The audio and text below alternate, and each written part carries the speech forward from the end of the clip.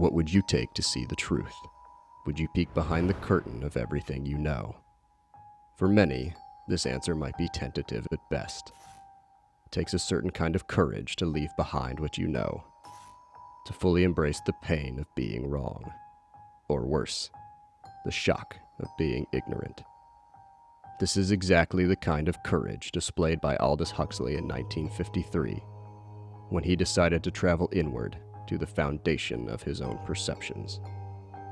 Inescapably, Huxley wondered what it would be like to see the world through the eyes of a creative genius, to experience the mystical insight of a saint, and to understand the torture behind those we consider insane.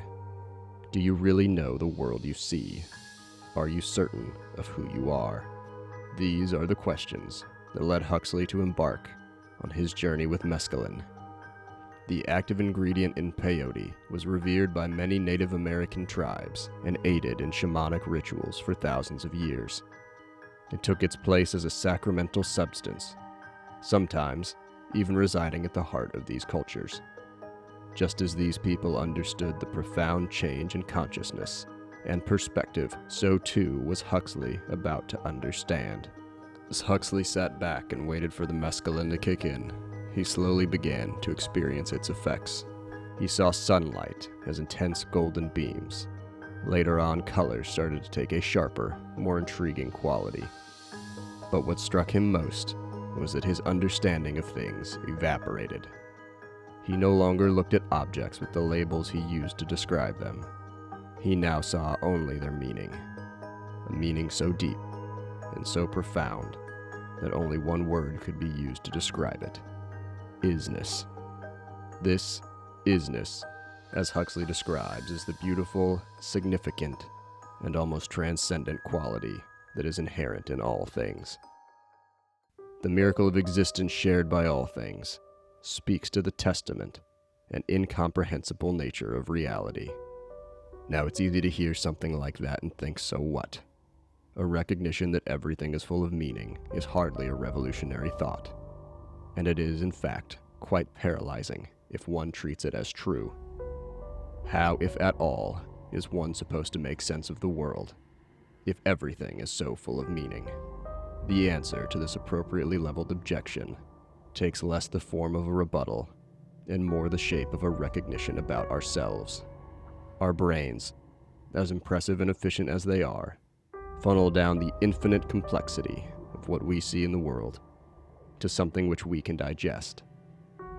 It's this compression of what we experience upon which we make decisions, judgments, and develop worldviews. After this recognition is made, it becomes easier to train ourselves to see beyond what we normally perceive. No longer do we need to be stuck in a world of restricted meaning.